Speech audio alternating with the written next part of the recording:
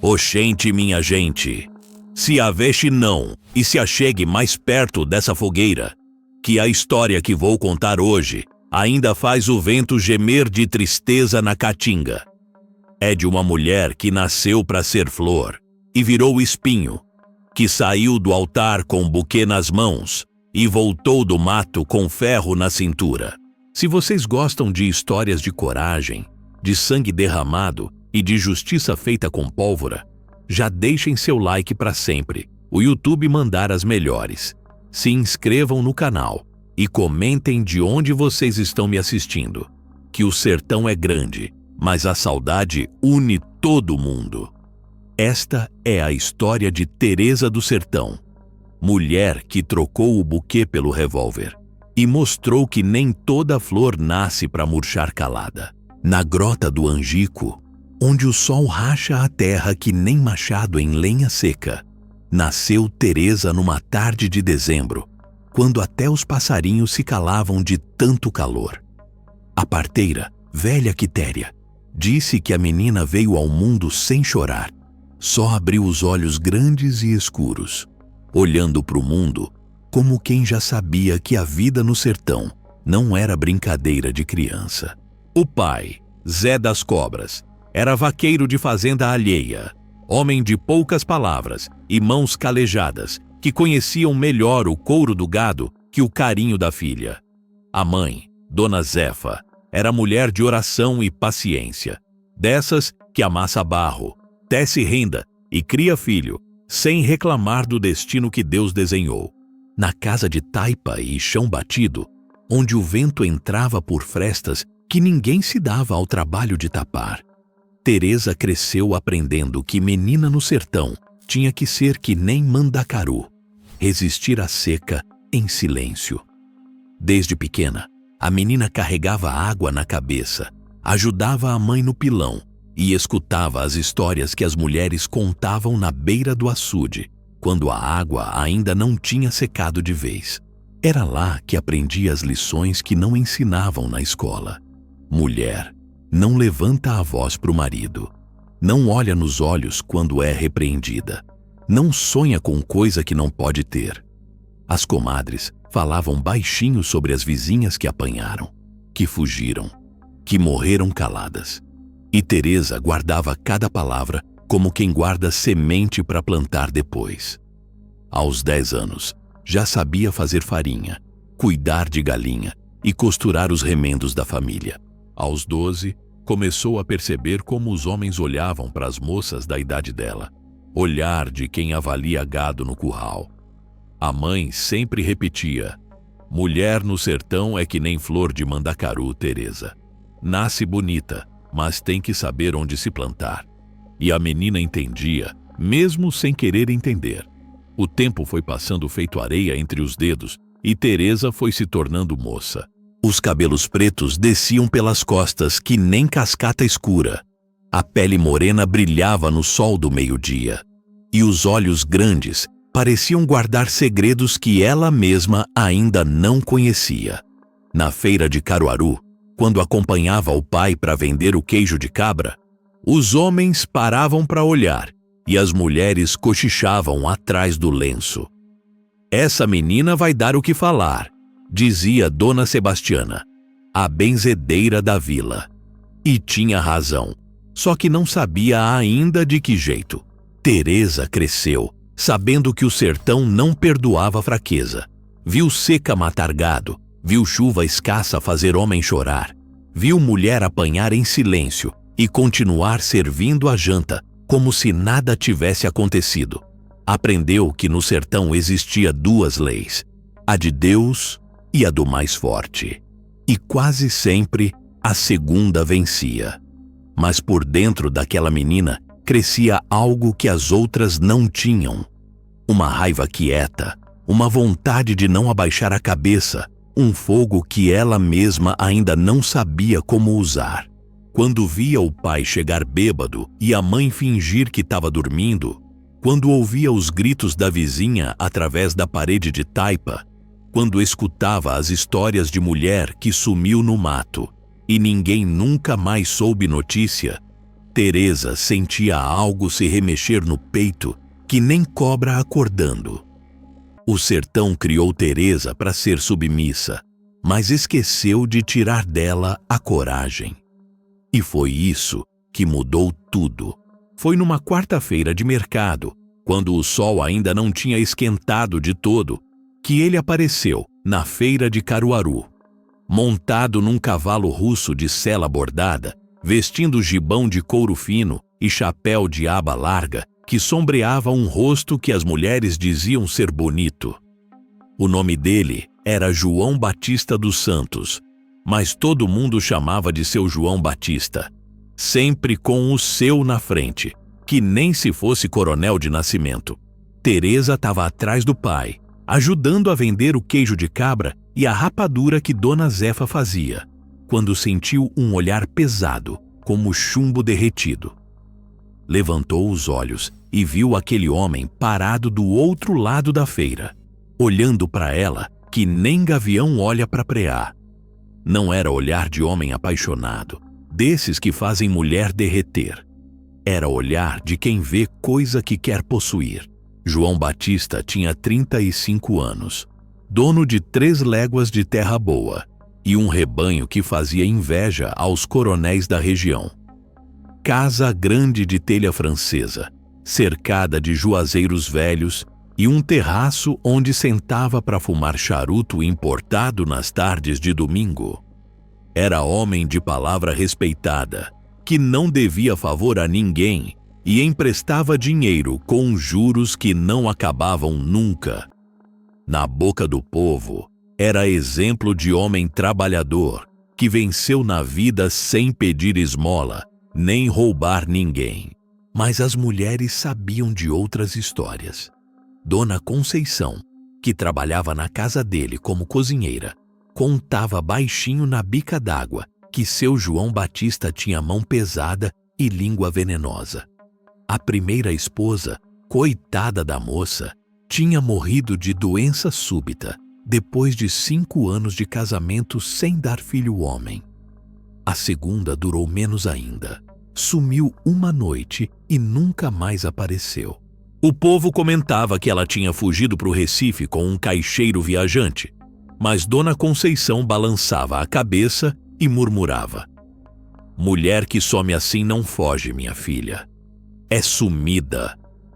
Teresa não sabia de nada disso quando João Batista se achegou na barraca do pai dela, tirando o chapéu e fazendo mesura que nem doutor da capital. "Bom dia, seu Zé das Cobras", disse ele, com voz que parecia mel derramado em cima de pedra. "Como vai a família?" O pai de Teresa, que nunca tinha trocado mais que um boa tarde com o fazendeiro, ficou sem jeito, alisando a barba rala e gaguejando o cumprimento. João Batista comprou queijo que não precisava, rapadura que não ia comer, e conversou sobre a seca que ainda não tinha chegado. Mas o tempo todo, seus olhos voltavam para Teresa, que nem abelha volta para a flor. "Essa sua filha tá ficando moça", disse ele, como quem comenta o tempo. "Bonita que nem flor de mandacaru." Zé das Cobras sorriu, mas Teresa sentiu um frio na barriga que nem água gelada em dia de calor. João Batista despediu-se com educação de homem letrado, montou no cavalo e foi embora. Mas antes de sumir na poeira da estrada, olhou para trás uma vez só. E Teresa soube, sem saber como sabia, que aquele olhar ia voltar. E voltou. Todo o mercado ele aparecia, sempre com alguma desculpa para conversar com o pai dela. Comprava coisa que não precisava, elogiava a rapadura da Dona Zefa, perguntava sobre a criação das cabras, mas era para Teresa que olhava, sempre para ela. As comadres começaram a cochichar. "Seu João Batista tá de olho na filha do Zé das Cobras. Homem rico daquele, a menina foi agraciada. Se ele pedir, que pai vai ter coragem de dizer não?" Teresa escutava e o frio na barriga crescia que nem cobra desenrolando, porque as mesmas mulheres que falavam da sorte dela eram as que baixavam os olhos quando João Batista passava, as que se benziam e murmuravam orações quando o nome dele era mencionado. Um domingo, depois da missa, ele apareceu na casa da família. Vinha a cavalo, vestido com a roupa boa de domingo, trazendo presente: um corte de chita colorida para Dona Zefa e uma faca nova para o Zé das Cobras. Sentou no alpendre, tomou café e conversou sobre chuva e plantação como se fosse visita de toda a vida. Quando foi embora, deixou um recado que cortou o ar, que nem facão afiado. Seu Zé, queria conversar com o senhor sobre sua filha. Tenho uma proposta honesta para fazer. Naquela noite, Teresa não conseguiu dormir. Deitada na rede, escutando o ronco do pai e a respiração da mãe, sentia como se o destino tivesse acabado de bater na porta da casa. E sabia, no fundo da alma, que quando essa porta se abrisse, não ia ter volta. A conversa aconteceu numa segunda-feira de manhã, quando Teresa tinha ido buscar água no açude e não pôde escutar. Mas quando voltou, carregando a lata na cabeça, viu o pai sentado no banquinho de madeira, olhando para o chão com cara de quem tinha acabado de fechar negócio, que não sabia se era bom ou ruim. A mãe estava na cozinha, mexendo o feijão com mais força que o necessário.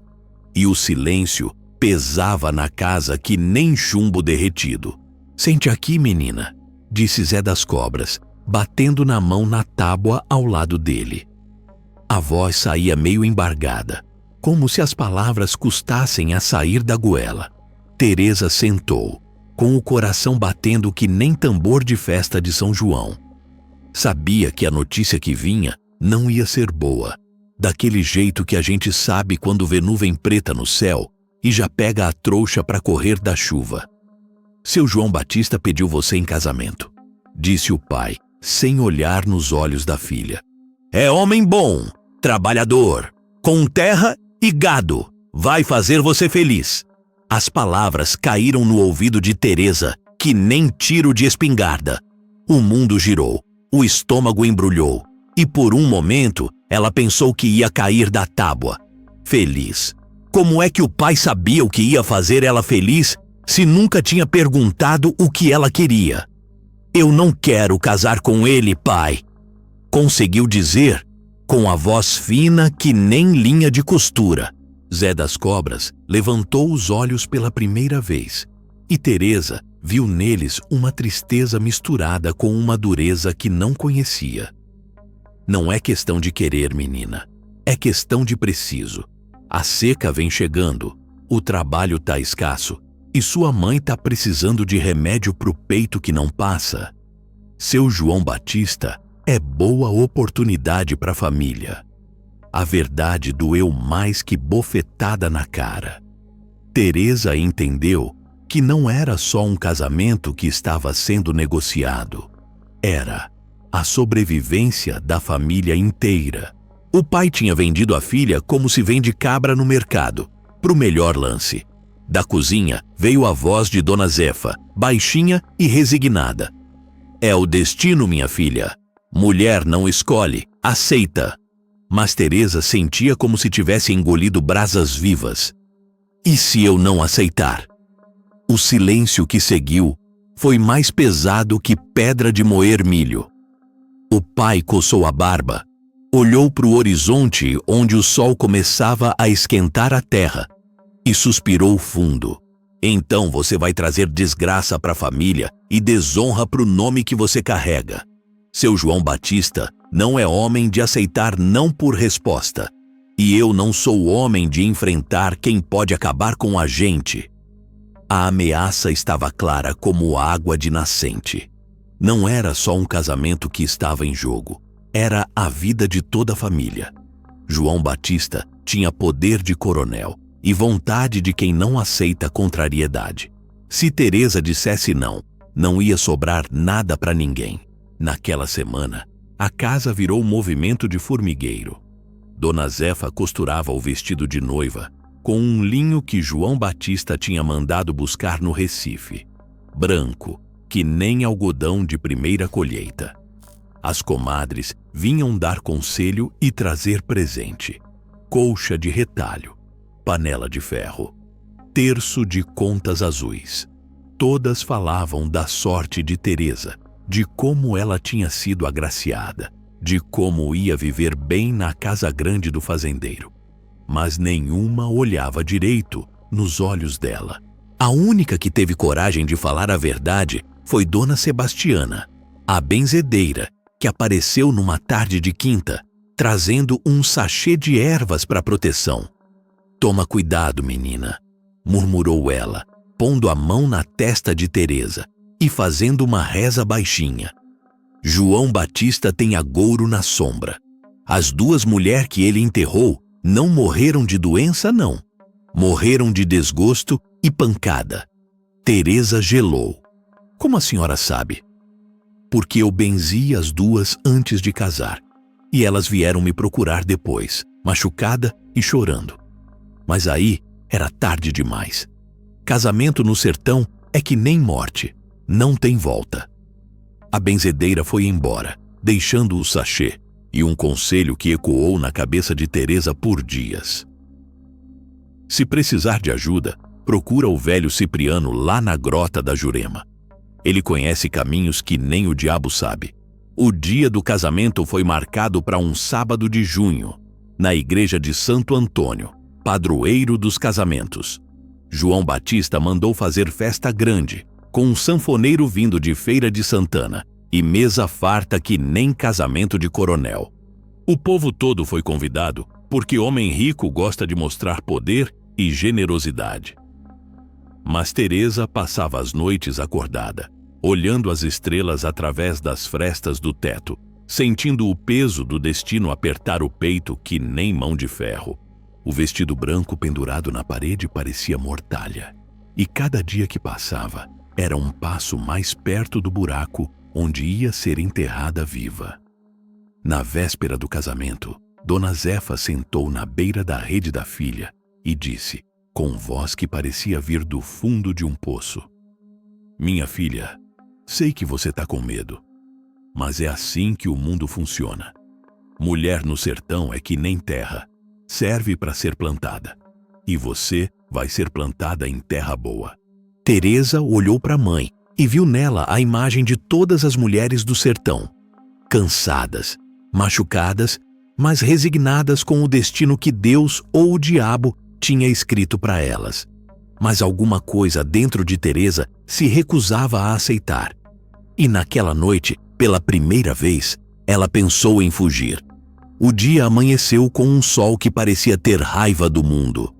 Mesmo sendo junho, mês das festas juninas e das noites frescas, o calor subiu cedo e pesado, grudando na pele que nem mel derretido. Teresa acordou antes do galo cantar, com um nó na garganta que não desatava nem com água nem com reza.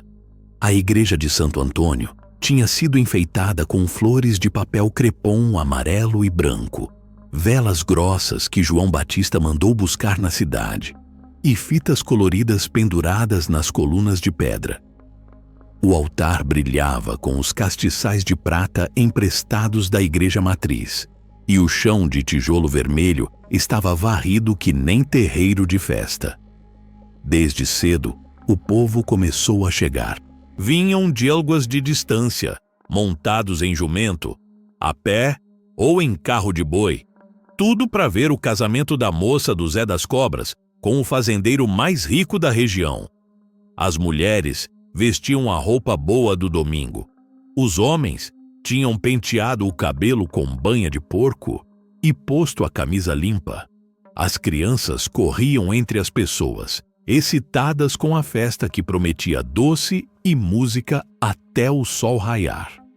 Teresa sentou na beira da cama, olhando o vestido branco pendurado na parede como se fosse fantasma. O tecido fino, trazido do Recife, brilhava na luz da lamparina que nem cascata de lua. A mãe tinha bordado flores pequenas na barra e no corpete, ponto por ponto, durante as noites em claro das últimas semanas. Era o vestido mais bonito que Teresa já tinha visto e, ao mesmo tempo, a coisa mais feia do mundo. "Chegou a hora, minha filha", disse Dona Zefa, entrando no quarto com os olhos vermelhos de quem tinha chorado escondido. "Vamos vestir você que nem princesa." As vizinhas vieram ajudar. Dona Quitéria, a parteira que tinha trazido Teresa ao mundo, penteou os cabelos da moça em trança ornada com flores de laranjeira.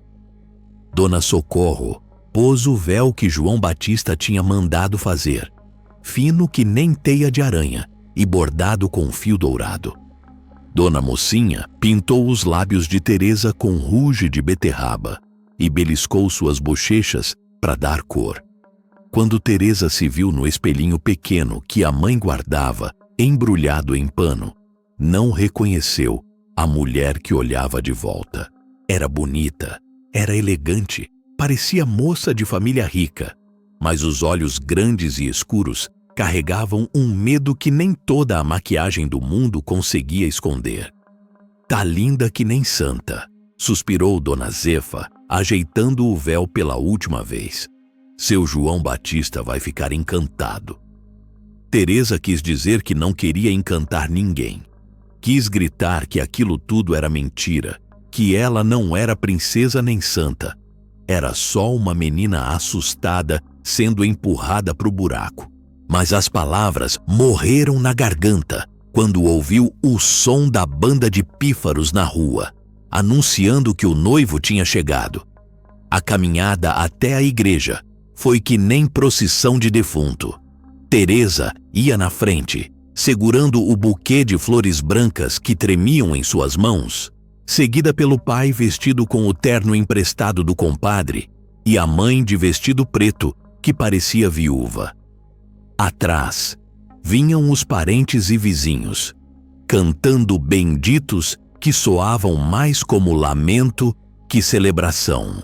João Batista esperava no altar, vestido de branco da cabeça aos pés, com um colete bordado a ouro e botinas engraxadas que nem espelho.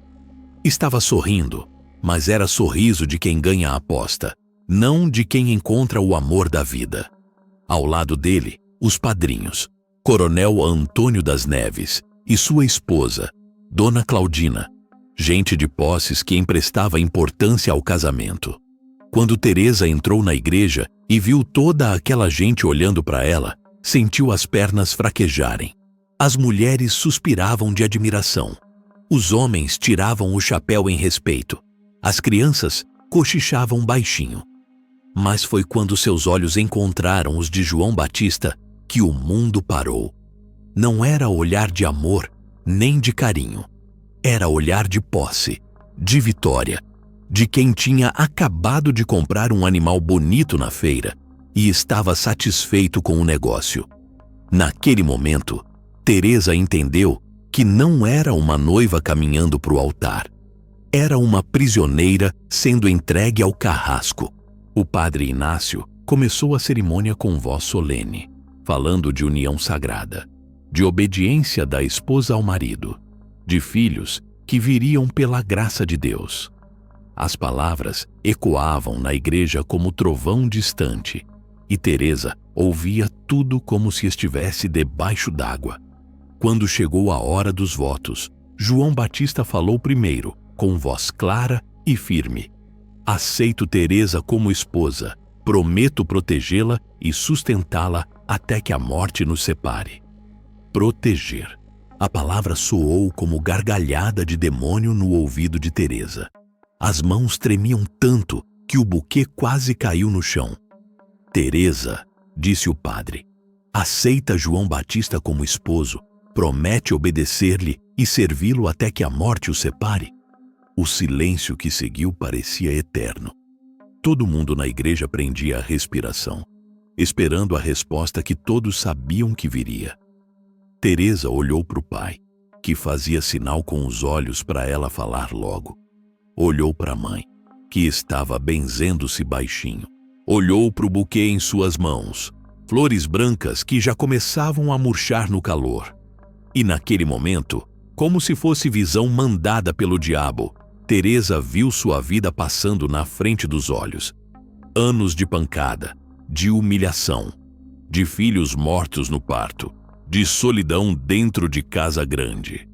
Viu-se morrendo aos poucos, que nem as outras esposas de João Batista, enterrada no cemitério, com uma cruz sem nome. Mas quando abriu a boca, só conseguiu dizer: aceito. A palavra saiu fraca, quase inaudível, mas foi suficiente. João Batista sorriu e pegou a mão dela para colocar a aliança. Os dedos dele eram frios que nem cobra, e a aliança pesava que nem algema.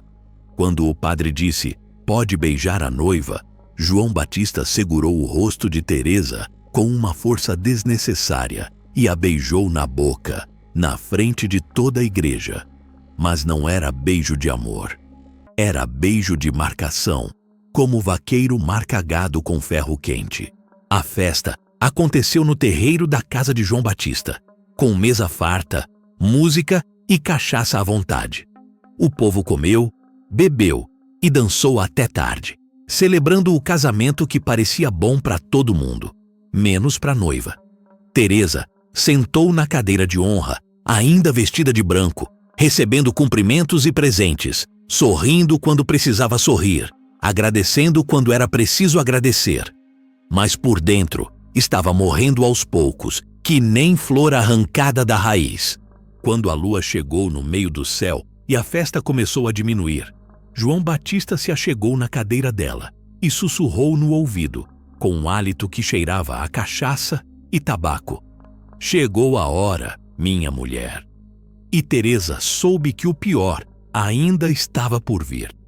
A casa grande de João Batista ficava no alto de uma colina, cercada de juazeiros centenários e uma cerca de pedra que mais parecia muralha de prisão. Quando Teresa subiu os degraus da varanda, carregada nos braços do marido como manda a tradição, sentiu como se estivesse entrando numa tumba. O casarão tinha cheiro de couro curtido, fumo de corda e algo mais que ela não conseguia identificar. Um odor azedo, de tristeza acumulada nas paredes grossas. Os móveis eram pesados, escuros, trazidos da capital por tropeiros que conheciam os caminhos perigosos do sertão. Na parede da sala, retratos de homens sérios olhavam com olhos mortos, e uma espingarda de cano duplo brilhava pendurada acima da lareira. Esta é sua casa agora, disse João Batista, largando-a no chão com menos delicadeza do que tinha mostrado na igreja. A voz tinha mudado, perdido aquele mel enjoativo que usava quando havia gente por perto. Agora soava áspera, autoritária, como voz de homem acostumado a dar ordens e ver elas serem cumpridas sem questionamento. Teresa alisou o vestido branco, que já estava amarrotado e sujo da poeira da estrada. As flores do buquê tinham murchado de vez, parecendo mãos de defunto fechadas em punho. A lua entrava pelas janelas grandes, desenhando sombras compridas no chão de tábua encerada. Dona Conceição deixou comida na cozinha, continuou ele, tirando o paletó e jogando numa cadeira de couro rachado. Amanhã ela explica suas obrigações. Mulher minha tem que saber cuidar de casa como gente de respeito. Obrigações. A palavra ecoou na cabeça de Teresa como sino de defunto. Até casada há poucas horas, e já falavam em obrigações, em deveres, em coisas que ela teria que fazer para agradar um homem que mal conhecia. João Batista serviu-se de uma dose generosa de cachaça de alambique, bebeu de um gole só e olhou para a esposa, como se estivesse avaliando uma égua recém-comprada. Os olhos dele percorreram o corpo dela de cima a baixo, devagar, com uma fome que não tinha nada de santo. Vai lá pro quarto se trocar, ordenou, apontando para uma porta ao fundo do corredor. Coloca a camisola que mandei comprar e não demora. Que noite de casamento não espera? Teresa sentiu as pernas bambas, mas caminhou para o quarto sem olhar para trás. O aposento era grande, dominado por uma cama de madeira de lei com um dossel de tecido branco. Na penteadeira, encontrou a camisola que ele mencionara. Seda branca, transparente, mais própria para a prostituta que para a esposa. Ao lado, um bilhete com a letra miúda de João Batista. Para minha mulher usar na primeira noite. Sentou na beira da cama e tentou se acalmar, respirando fundo como Dona Sebastiana ensinara. Mas o coração batia descompassado e as mãos tremiam como folha no vendaval. Trocou de roupa com gestos mecânicos, como se não fosse dona do próprio corpo, e ficou parada diante do espelho, vendo uma mulher que não reconhecia. Quando João Batista entrou no quarto, trazia um copo de cachaça na mão e os olhos já vidrados pelo álcool. Havia tirado a camisa, revelando um peito peludo e barriga que começava a amolecer. No braço esquerdo, uma cicatriz comprida contava a história de facão ou bala, lembrança de alguma briga antiga. Agora sim, murmurou ele, colocando o copo na mesa de cabeceira e se aproximando. Agora você é minha de verdade. O que aconteceu naquela noite, Teresa nunca contou para ninguém. Mas quando o sol nasceu no dia seguinte, ela estava deitada de lado na cama, olhando pela janela, com olhos que pareciam ter envelhecido 10 anos em uma noite. O vestido de noiva estava jogado no chão, pisoteado e rasgado em várias partes, como se tivesse sido arrancado com violência.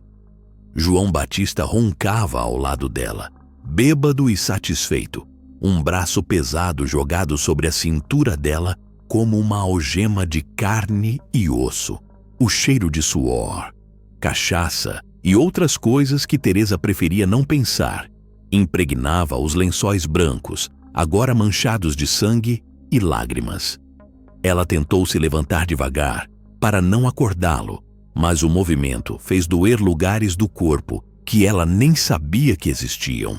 Cada fibra gritava de dor, cada músculo protestava.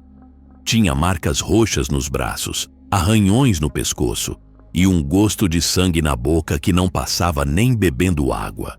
Foi então que entendeu o que Dona Sebastiana quisera dizer sobre as outras esposas. Não tinham morrido de doença, nem de desgosto apenas. Tinham morrido aos poucos, noite após noite, até não sobrar nada da mulher que eram antes de se casar.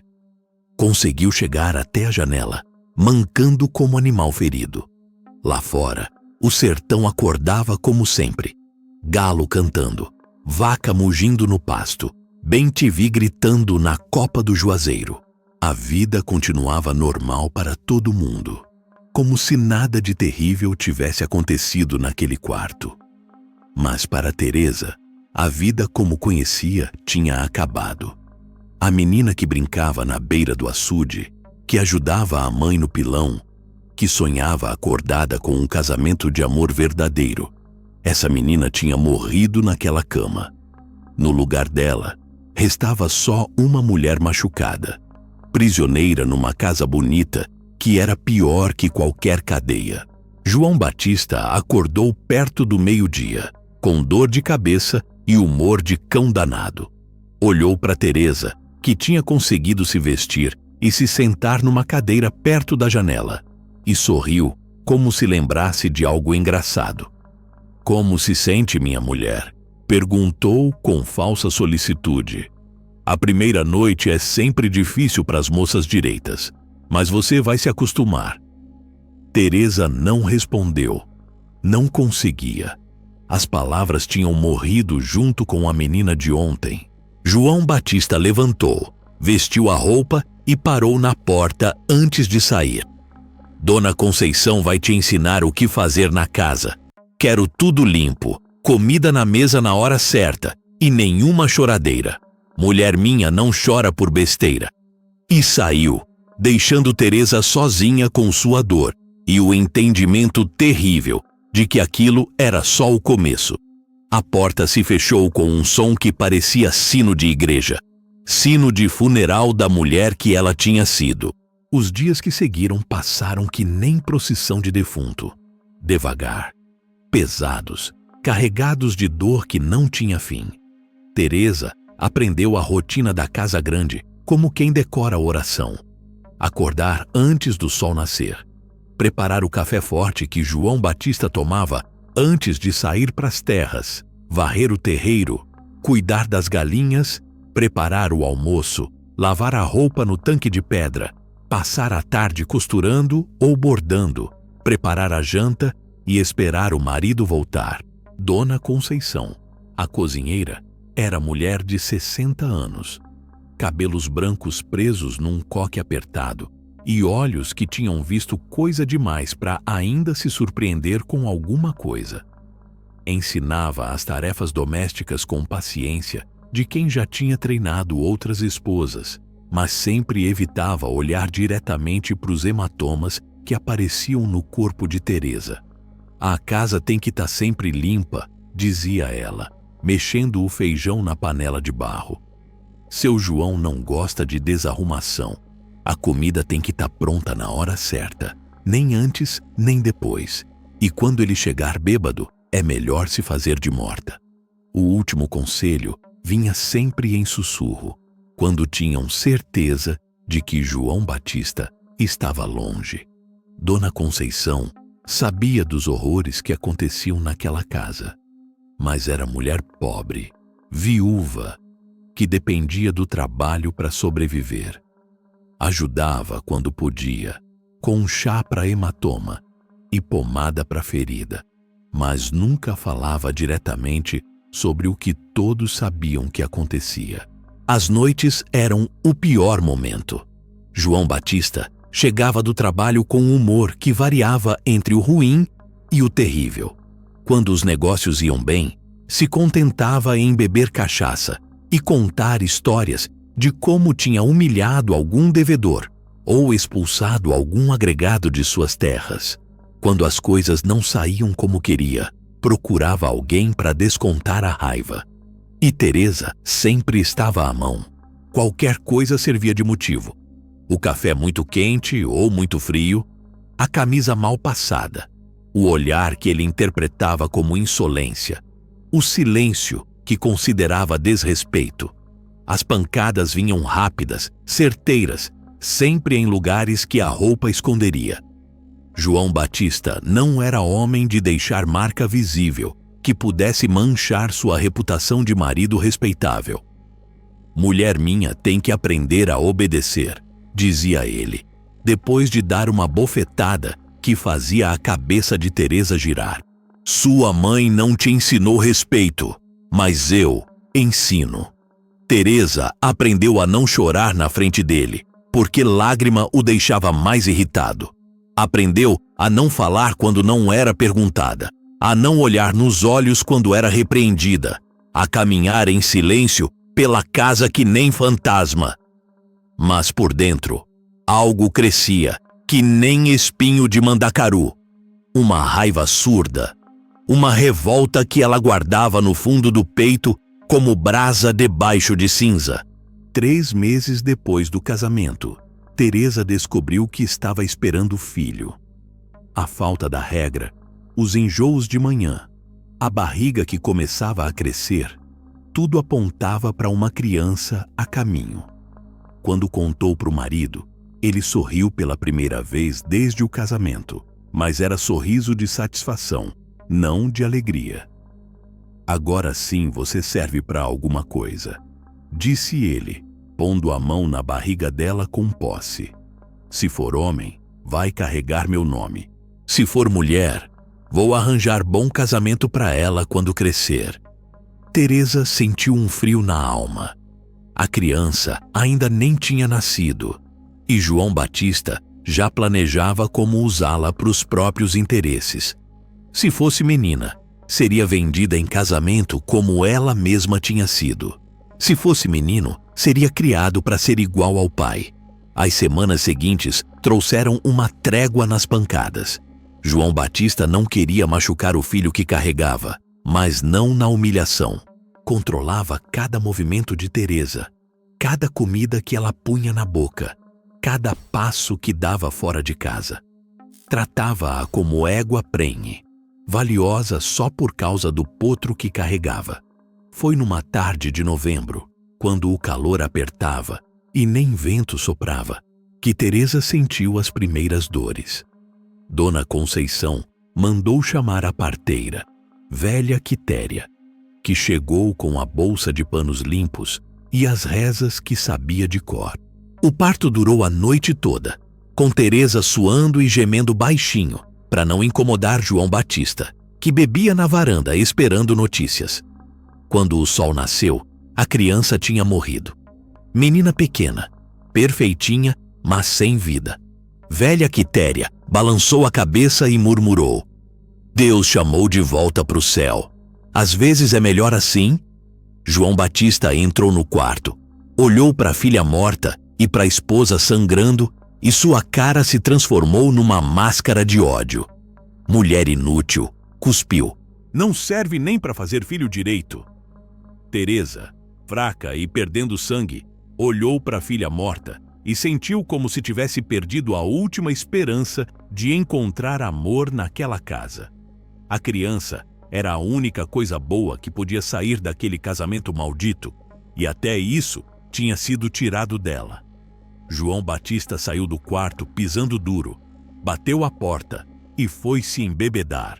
Teresa ficou sozinha com Dona Conceição e velha Quitéria, chorando pela filha que nunca conheceria e pela vida que estava virando inferno na terra. Naquela noite, quando finalmente conseguiu se levantar da cama, Teresa caminhou até a janela e olhou para as estrelas. Sentiu que algo tinha mudado dentro dela. A dor da perda misturada com a raiva do desprezo criou uma determinação que não existia antes. Não ia mais aceitar tudo calada. Não ia mais abaixar a cabeça para homem que a tratava pior que animal. A filha morta tinha levado embora o último pedaço de submissão que restava na alma de Teresa. E no lugar, deixou uma sede de liberdade que ia crescer até explodir que nem fogueira no mato seco. O estopim veio numa sexta-feira de dezembro, quando o calor rachava a terra e até os cactos pareciam sofrer. João Batista chegou em casa mais cedo que de costume, com o humor azedado por um negócio que tinha dado errado na cidade. Um devedor tinha fugido sem pagar, levando junto a esperança de um lucro bom antes do Natal. Teresa estava no quintal, estendendo roupa, quando ouviu os passos pesados dele na varanda. O coração disparou. Conhecia aquele jeito de pisar, pesado e raivoso, que sempre anunciava a tempestade. Terminou de pendurar a última camisa e entrou na casa, tentando parecer ocupada para não dar motivo de briga. "Cadê meu almoço?" gritou ele da sala, sem nem dar boa tarde. "Tá pronto, já sirvo", respondeu Teresa, correndo para a cozinha. A comida estava na panela, quente e temperada como ele gostava. Carne de bode guisada, feijão verde, farinha de mandioca torrada e pimenta de cheiro. Pôs tudo no prato de louça boa e levou para a mesa. João Batista provou a carne e cuspiu tudo de volta no prato. "Tá salgado que nem água do mar, mulher burra. Como é que você quer que eu coma essa porcaria?" Teresa provou a comida. Estava no ponto, como sempre. Mas sabia que quando João Batista chegava daquele jeito, qualquer coisa servia de motivo para a briga. "Posso fazer outro prato?" ofereceu com voz baixa. "Pode nada. Já perdi a fome com essa sua incompetência." João Batista levantou da cadeira e empurrou o prato, que caiu no chão, se espatifando em 1000 pedaços. A louça boa, presente de casamento da comadre, virou cacos espalhados pelo tijolo vermelho. Teresa abaixou para juntar os pedaços, mas a mão de João Batista desceu pesada na nuca dela empurrando seu rosto contra o chão. Deixa essa sujeira aí. Quero que você veja a bagunça que fez. A humilhação queimou mais que a dor. Teresa ficou de joelhos no meio dos cacos, com o rosto sujo de terra e comida, sentindo o peso da mão do marido na cabeça como se fosse bota pisando. Foi nesse momento que algo estourou dentro dela, que nem represa rachando na cheia. "Eu não fiz bagunça nenhuma!" gritou, empurrando a mão dele e se levantando. "Você que jogou o prato no chão que nem menino malcriado." O silêncio que seguiu foi mais pesado que pedra de moer milho. João Batista ficou parado, com os olhos arregalados, como se não acreditasse no que tinha ouvido. Nenhuma mulher jamais tinha levantado a voz para ele. Nenhuma mulher jamais tinha ousado questioná-lo. A bofetada veio com força de martelo, jogando Teresa contra a parede. Mas dessa vez, ela não abaixou a cabeça nem pediu perdão. Limpou o sangue que escorria do lábio e olhou nos olhos dele, com uma coragem que vinha lá do fundo da alma. "Pode me bater até cansar", disse ela, com voz que tremia de raiva, não de medo. "Mas não vou mais aceitar seus desaforos calada." João Batista avançou que nem touro brabo, mas Teresa correu para os fundos da casa, para o quartinho onde Dona Conceição guardava as ferramentas de limpeza. Ele vinha atrás, gritando palavrões e ameaças de morte. Quando a alcançou, segurou pelos cabelos e começou a bater com mais violência que nunca. "Vou te ensinar respeito, sua égua danada!" berrava, socando o corpo dela, onde a roupa esconderia as marcas. "Vou te quebrar toda, para você aprender quem manda nesta casa!" Foi então que a mão de Teresa tocou em algo frio e pesado, numa prateleira alta. O revólver que João Batista guardava no quartinho, calibre 38, carregado e pronto para usar contra ladrão ou animal danado. Sem pensar, ela segurou a arma e girou o corpo. "Para!" gritou, apontando o cano para a cabeça dele. João Batista parou no meio do soco, com o punho suspenso no ar, olhando para a mulher que não reconhecia. Teresa estava suja, machucada, com o vestido rasgado e os cabelos desfeitos. Mas havia algo nos olhos dela que nunca tinha visto antes. Uma determinação fria, perigosa, que fez um calafrio subir pela espinha dele. "Larga essa arma, Teresa", disse ele, tentando usar o tom de autoridade de sempre. "Você não tem coragem de usar isso." Teresa segurou o revólver com as duas mãos, como tinha visto os homens fazerem. O metal pesava mais do que imaginava, mas a raiva dava força para os braços trêmulos. "Tenho, sim. E se você der mais um passo, vai descobrir como tenho." Por um momento que pareceu eterno, marido e mulher se encararam. João Batista viu nos olhos de Teresa algo que o deixou com medo pela primeira vez em anos. Não era mais a menina assustada que trouxera do altar. Era uma mulher desesperada, encurralada, sem nada mais a perder. "Você enlouqueceu, mulher", murmurou ele, dando um passo para trás. "Guarda essa arma antes que aconteça uma desgraça." "A desgraça já aconteceu", respondeu Teresa, mantendo a mira firme. "No dia que casei com você." João Batista tentou avançar de novo, confiando que a esposa não teria coragem de atirar. Mas Teresa não era mais a mulher que conhecia. Era uma fera acuada, e fera acuada é capaz de qualquer coisa. O estampido do tiro ecoou pela casa que nem trovão de tempestade. João Batista caiu pesado no chão de tijolo, com um buraco no peito que sangrava como fonte. Os olhos ficaram abertos, mas já não viam mais nada. Teresa ficou parada, com o revólver fumegante na mão, olhando para o corpo do marido que nem conseguia acreditar no que tinha feito. Dona Conceição apareceu correndo, atraída pelo barulho, e parou na porta com a mão na boca, sufocada pelo susto. Meu Deus do céu! Sussurrou a cozinheira. O que foi que você fez, menina? Teresa olhou para a arma em suas mãos, depois para o corpo de João Batista, depois para Dona Conceição. E pela primeira vez em meses, sorriu. Era um sorriso estranho, misturado com lágrima e alívio, como se tivesse acabado de acordar de um pesadelo muito longo. Me libertei, disse ela, guardando o revólver na cintura. E agora vou embora daqui para nunca mais voltar. A mulher que tinha entrado naquela casa como noiva submissa tinha morrido junto com João Batista.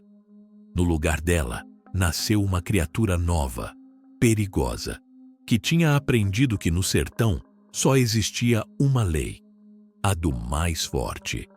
E agora, ela era a mais forte.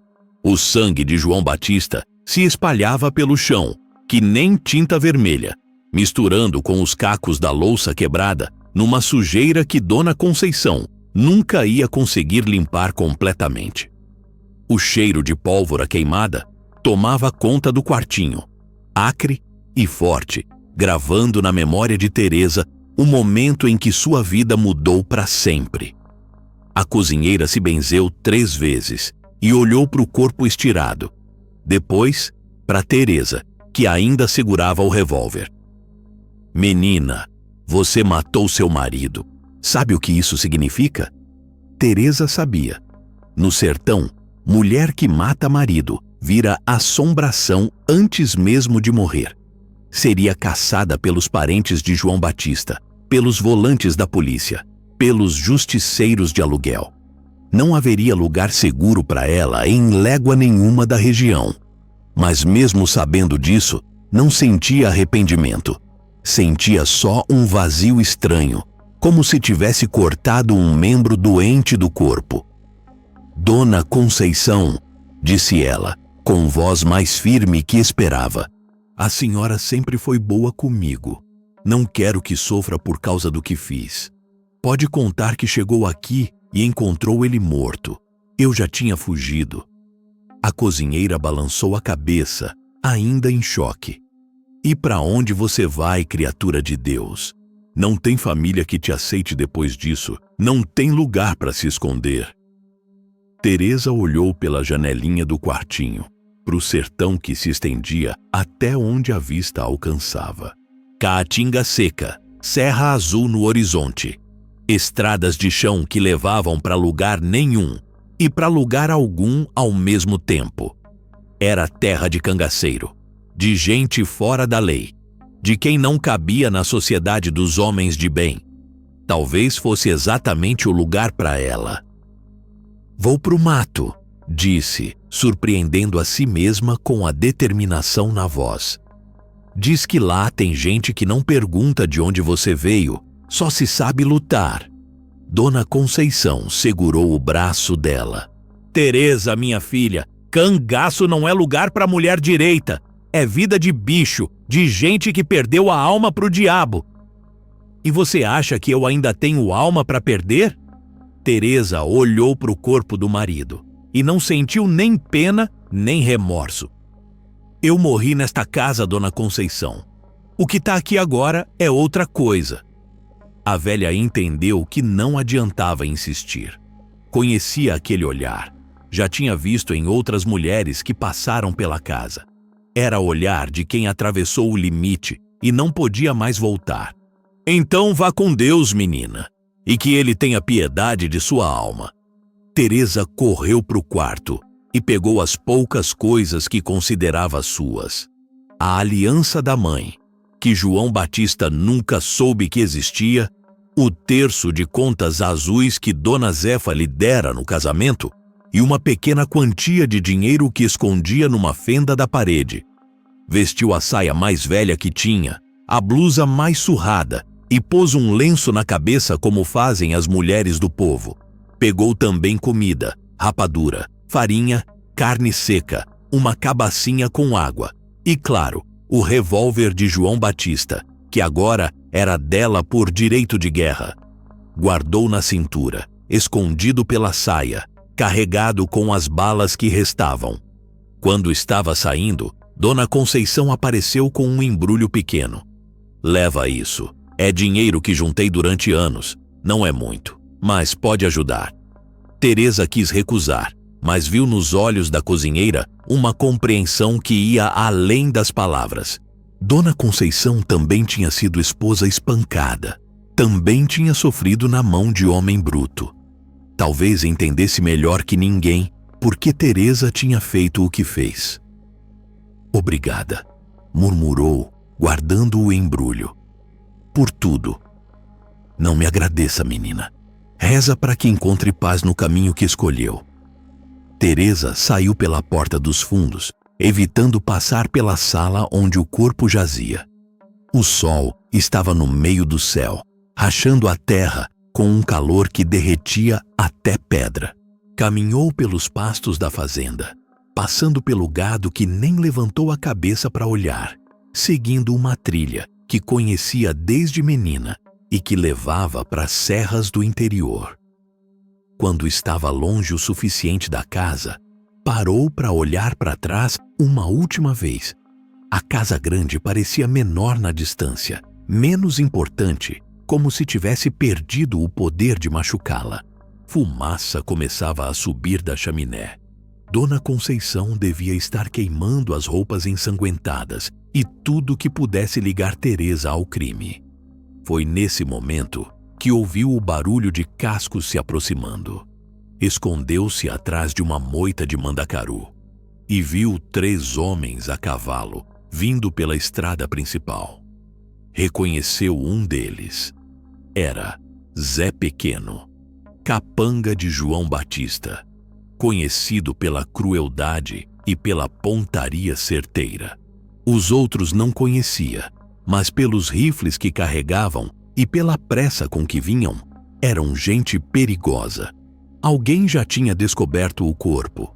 Talvez um vizinho que passou para fazer negócio, talvez algum trabalhador que vinha buscar pagamento. Não importava.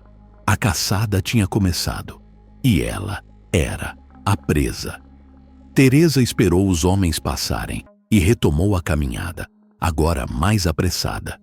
Sabia que tinham pouco tempo antes que organizassem um grupo maior para procurá-la. Conhecia as trilhas do sertão melhor que a maioria, mas eles conheciam também e tinham cavalos enquanto ela estava a pé. O sol começou a declinar quando chegou ao pé da Serra do Teixeira, onde as pedras se empilhavam como castelo de gigante e a caatinga ficava mais fechada. Era a região conhecida por esconder gente que não queria ser achada. Desertores, ladrões de gado, homens que tinham matado por honra ou por necessidade. E agora, ela subiu pelas trilhas de cabra, seguindo um caminho que o pai lhe mostrara quando criança, usado pelos tropeiros antigos para fugir de bandido ou de seca. As pedras cortavam os pés através das alpercatas, mas ela não parava. Sabia que cada passo a levava mais longe da vida que conhecia e mais perto de algo que nem imaginava como seria. Quando a noite caiu, acampou numa grota pequena, protegida por pedras e mandacarus gigantes. Acendeu uma fogueirinha baixa, comeu um pedaço de rapadura com farinha e ficou olhando as estrelas através da copa dos juazeiros. Foi a primeira noite de liberdade de sua vida.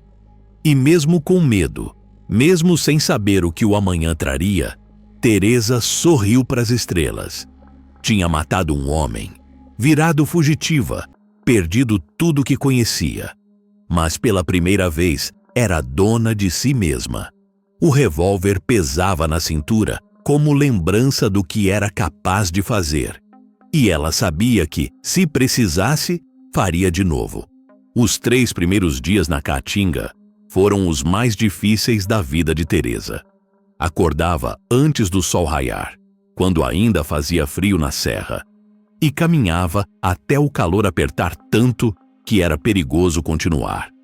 Descansava na sombra das pedras grandes durante as horas mais quentes, comendo rapadura e farinha, bebendo água da cabacinha com parcimônia, de quem sabe que pode faltar. No segundo dia, a água acabou. Teresa conhecia o sertão o suficiente para saber onde procurar. Nas grotas fundas, onde a umidade se acumulava, nos pés dos mandacarus velhos, onde às vezes sobrava um pouco de chuva antiga. Encontrou uma pocinha lamacenta entre as pedras e bebeu como se fosse vinho do porto, mesmo sabendo que podia adoecer. O corpo doía de formas que nunca imaginara. Os pés estavam em carne viva dentro das alpercatas gastas. As pernas tremiam de cansaço e o sol tinha queimado o rosto e os braços até a pele descascar. Mas a dor física era nada comparada ao alívio de estar longe de João Batista. Cada ferimento era prova de liberdade conquistada. Na terceira noite, acampada numa lapa de pedra que oferecia abrigo contra o sereno, ouviu barulho de cascos na distância. Apagou a fogueirinha rapidamente e se escondeu atrás de uma pedra grande, segurando o revólver com as duas mãos. O coração batia tão forte que tinha medo de que os perseguidores pudessem ouvir. 3 homens passaram pela trilha abaixo, tochas na mão, procurando rastros. Um deles era Zé Pequeno, que conhecia desde criança e que agora falava dela como se fosse animal perigoso. A danada tem que estar por aqui. Mulher a pé não chega muito longe nessa serra. Se eu pegar ela viva, disse outro, vou fazer pagar caro pela morte do patrão. Mulher que mata marido tem que morrer devagar. Teresa mordeu a própria mão para não fazer barulho, enquanto as vozes se afastavam serra abaixo. Quando teve certeza de que tinham ido embora, permitiu-se respirar de novo. Mas sabia que não podia ficar naquele lugar. Tinham chegado perto demais. Caminhou o resto da noite, guiada pelas estrelas que o pai lhe ensinara a conhecer. A lua minguante dava pouca luz, mas era melhor que viajar de dia, quando podia ser vista à distância. Os pés sangravam dentro das alpercatas, mas ela não parava. Parar significava ser pega, e ser pega significava morte certa. Quando o sol nasceu no 4º dia, Teresa chegou numa região que não conhecia. As serras eram mais altas, mais rochosas, cobertas de caatinga tão fechada que parecia parede verde. Era terra de ninguém. Lugar onde nem os volantes da polícia se aventuravam sem grupo grande e bem armado. Foi lá que encontrou os primeiros sinais de gente. Uma trilha bem batida, restos de fogueira, ossos de bode limpos pelos urubus. E numa árvore, cravado na casca com ponta de punhal, um recado escrito em carvão. Quem passa aqui pede licença ou vira defunto. Teresa parou, lendo o aviso 2 vezes. Sabia que tinha chegado no território dos cangaceiros, gente que vivia fora da lei e que não fazia distinção entre homem, mulher ou criança na hora de defender o território. Podia voltar e tentar outro caminho, mas os perseguidores vinham atrás e ela não tinha mais força para correr muito tempo. Decidiu seguir em frente. A trilha subia por entre pedras gigantes, algumas do tamanho de casas, outras empilhadas como se gigantes tivessem brincado ali e esquecido os brinquedos. Em alguns lugares, a passagem era tão estreita que mal cabia uma pessoa, perfeita para emboscada. Teresa caminhava devagar, atenta a qualquer movimento, a mão sempre perto do revólver. Foi numa curva da trilha, onde uma pedra fazia sombra boa, que eles apareceram. Eram 5 homens, surgindo das moitas como se fossem parte da própria caatinga. Vestiam gibões de couro cru, chapéus de abas largas ornados com moedas e medalhas, e carregavam mais armas do que Teresa jamais vira numa pessoa só. Rifles, pistolas, facões, punhais. Cada um parecia um arsenal ambulante. O que estava na frente, homem baixo, mas de ombros largos, com barba preta e olhos que pareciam pedacinhos de carvão queimado, deu um passo à frente. "E aí, moça, não leu o aviso na árvore?" Teresa segurou firme na coragem que restava. "Li sim, senhor. Vim pedir licença." Os homens riram, mas não era riso de alegria. Era riso perigoso, de quem encontrou diversão onde não esperava. "Licença para quê?" perguntou o outro, mais alto e magro, com uma cicatriz que ia da orelha até o queixo. "Para passar, ou para ficar, se me aceitarem." O silêncio que seguiu foi tenso como corda de viola antes de arrebentar. Os cangaceiros se entreolharam, como se não acreditassem no que tinham ouvido. Mulher direita não procurava cangaceiro por vontade própria. Só quem não tinha mais nada a perder se aventurava naquelas serras. "E o que uma moça bonita como você faz procurando gente como nós?" perguntou o líder, chegando mais perto. "Fugindo de casa? Brigou com o namorado?" Teresa olhou nos olhos dele sem desviar. "Matei meu marido com um tiro no peito. Agora tô fugindo da polícia e dos parentes dele." O efeito foi imediato. Os risos pararam, as mãos se aproximaram das armas e os olhos ficaram mais atentos. No mundo do cangaço, quem matava por necessidade merecia respeito. Mas mulher que matava marido era coisa nova, que não sabiam bem como julgar. "Tá falando sério?" perguntou da cicatriz. Teresa puxou o revólver da cintura, devagar, sem apontar para ninguém. A arma tinha cheiro de pólvora queimada ainda, e os homens conheciam esse cheiro. Sério como a morte.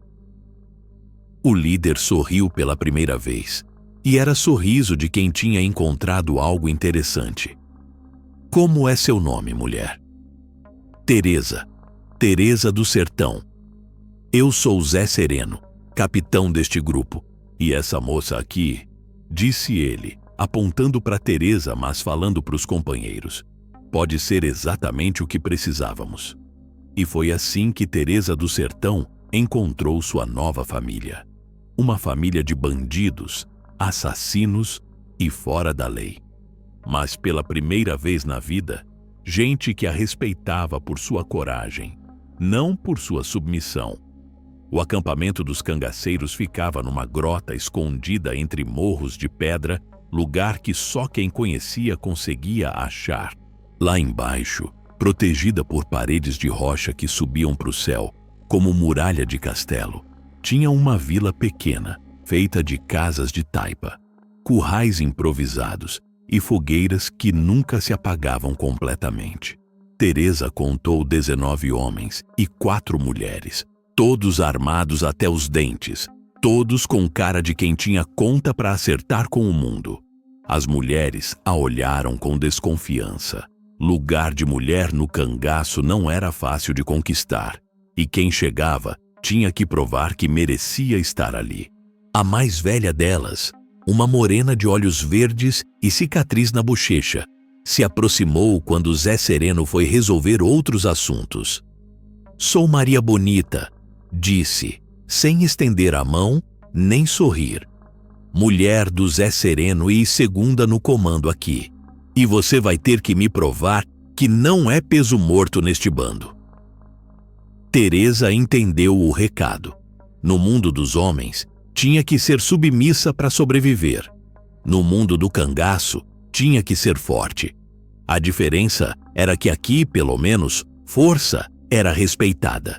"Não vim para ser protegida", respondeu Teresa, olhando nos olhos verdes sem piscar. "Vim para lutar."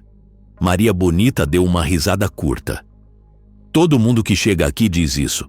Depois vê o primeiro tiroteio e quer voltar correndo para a casa da mamãe. Mulher que mata marido em casa pode ser corajosa, mas enfrentar volante da polícia é outra história." Teresa passou os primeiros dias aprendendo a rotina do acampamento. Acordava com o sol, ajudava a preparar comida para a tropa, limpava armas, cuidava dos cavalos. Trabalho pesado, sem regalias, sob o olhar crítico das outras mulheres, que testavam cada movimento dela. Zé Sereno não era como João Batista. Quando falava com ela, olhava nos olhos, tratava como gente, não como propriedade. Mas Teresa não se iludia. Aquilo era respeito conquistado com revólver na mão, não dádiva de homem bondoso. O dia que mostrasse fraqueza, seria expulsa. Ou pior, a primeira prova veio numa manhã de janeiro, quando os vigias trouxeram notícia de que uma patrulha de volantes estava subindo a serra, seguindo o rastro de alguém. Eram 8 policiais bem armados, liderados por sargento conhecido pela crueldade, com um cangaceiro preso vivo. "Vamos ter que sair daqui", disse Zé Sereno, chamando o bando para reunião. "Ou enfrentar eles antes que cheguem ao acampamento." "Enfrentamos", disse Maria Bonita, carregando o rifle com movimentos precisos. 8 homens não é nada para nós. Teresa se aproximou. "Posso ir junto?" O silêncio foi pesado. Nunca mulher nova, sem experiência, tinha pedido para participar de combate no primeiro mês no acampamento. Era coisa que se conquistava devagar, provando coragem aos poucos. "Você nem sabe atirar direito", disse Dadá, uma das cangaceiras mais antigas. "Vai atrapalhar." "Sei atirar sim", respondeu Teresa, pensando no tiro que matara João Batista. "E não tenho medo de morrer. Quem não tem nada a perder é perigoso de qualquer jeito." Zé Sereno a estudou com olhos que pareciam enxergar a alma. "Tá certo, mas fica atrás. Observa como fazemos. Se correr na primeira bala, não precisa mais voltar." A emboscada foi armada numa passagem estreita entre as pedras, lugar perfeito para pegar os volantes numa armadilha. Teresa ficou numa posição mais alta, com vista clara do caminho, segurando o revólver com as 2 mãos, como Zé Sereno ensinara. Quando os policiais apareceram, vinham confiantes, conversando alto, sem imaginar que estavam sendo observados por 20 pares de olhos. O sargento, homem gordo montado num cavalo baio, dava ordens para os subordinados, como se estivesse num desfile militar. Zé Sereno esperou todos entrarem na passagem e deu o sinal. O tiroteio começou como tempestade súbita. Balas voavam de todos os lados, ricocheteando nas pedras, levantando poeira vermelha. O barulho era ensurdecedor, mistura de tiros, gritos e relinchos de cavalo assustado. Teresa viu um dos volantes subindo pela trilha lateral, tentando flanquear a posição dos cangaceiros. O homem vinha pisando firme, rifle na mão, sem saber que estava sendo observado. Quando chegou a uns 20 metros dela, Teresa respirou fundo e atirou. O tiro pegou o policial no ombro, derrubando-o da trilha.